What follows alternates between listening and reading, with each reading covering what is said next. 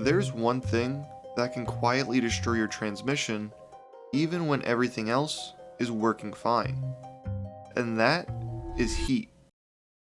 Over the past few months, I've spent thousands of dollars fixing this truck, and the last thing that I want is to lose the transmission over something preventable. So today, I'm adding a transmission cooler, not just to help lower the temperatures, but to keep this thing alive. My main problem is the stock cooler. It's just not enough, especially once things start heating up. The way a transmission cooler works is simple. The fluid picks up heat from inside the transmission and takes it to the cooler out at the front. Then air passes through it, cooling it down before returning it to the trans. The problem is, the factory cooler is pretty small, which is exactly why I bought this 13-row Mishimoto transmission cooler. Whether you're towing or just looking for an affordable upgrade, this might be something worth considering.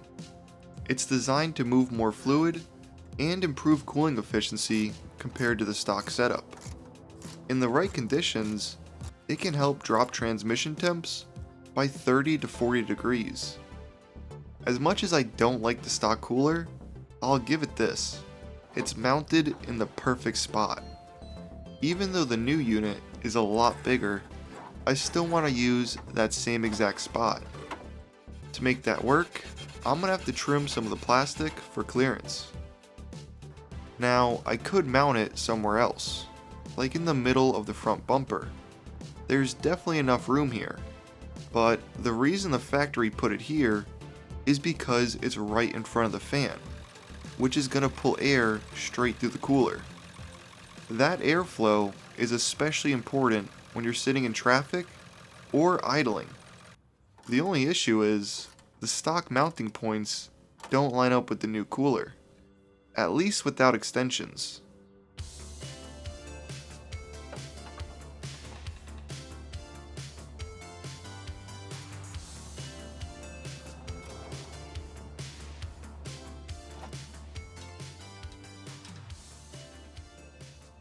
It sits a little lower than I'd prefer, but it's still usable. Now I just need to figure out how I'm going to secure the bottom.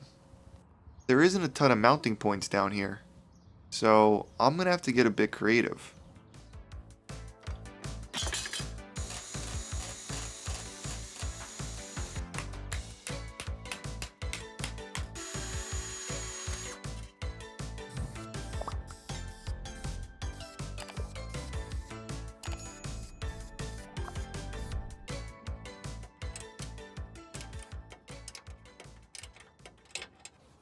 With the new brackets on, this cooler isn't going anywhere.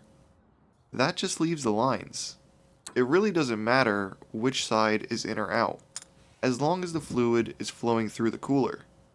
But connecting everything turned out to be a problem. The factory lines are 5/16, and the new ones are 3/8, meaning the unions included in the kit won't work.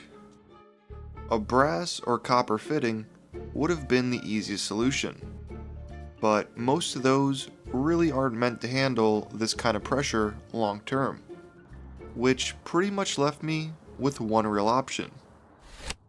These line adapters. They're specifically made for transmission lines. They're a lot longer than the other fittings, which actually helps in terms of preventing a leak.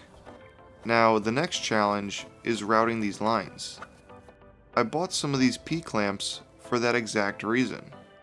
It has rubber insulators, which will keep the lines from rubbing through over time. This part doesn't look important, but it's exactly how people end up with leaks or blown lines later on. The only thing I was worried about was pinching the line and restricting the flow.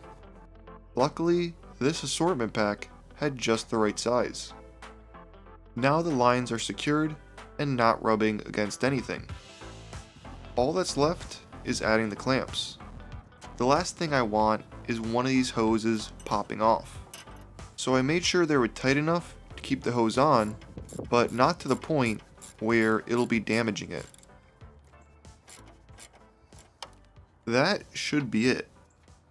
It's mounted in a good spot for airflow, none of the lines are kinked, and everything is tightened down. If something does go wrong, this is where it's going to show up.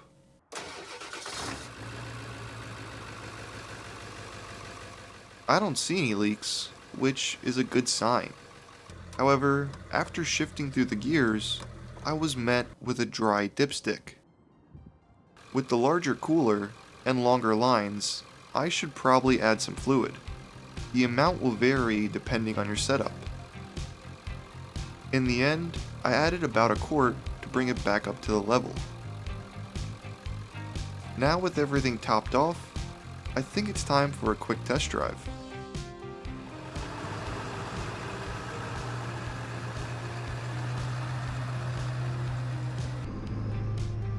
There are a lot of benefits to this upgrade, lowering temps being the main one, but this also gives me some peace of mind. These trucks are known for burning up transmissions under load or even just daily driving in intense heat. Now, that's a problem I really don't have to worry about. It ran great. I don't have a temp gauge to show the exact numbers, but everything is working the way it should. For $150, you can't go wrong. However, the real test will be over the next few months, especially as it gets hotter.